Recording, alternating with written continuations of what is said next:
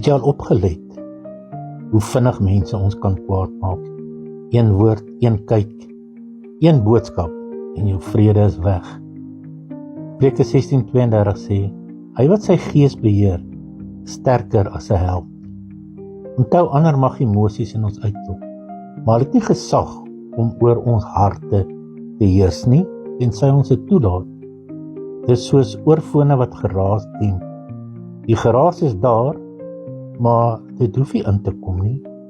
Jesus gee vir ons rigting. Kies karakter bo reaksie, stilte bo chaos en rus bo stryd.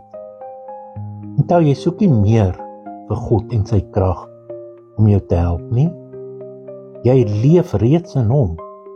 Handelinge 17:28 sê, in hom leef ons, beweeg ons en is ons. So sit vandag daardie warm kole neer. Moenie vashou aan ander se foute en opinies en jouself onnodig brand en laat swaar kry nie.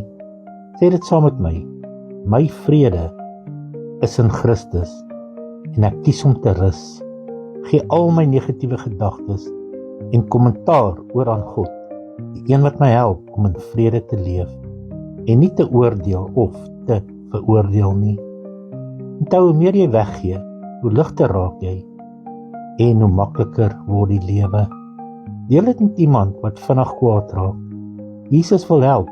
Onthou, hy is jou rus, jou vrede en jou oorwinning.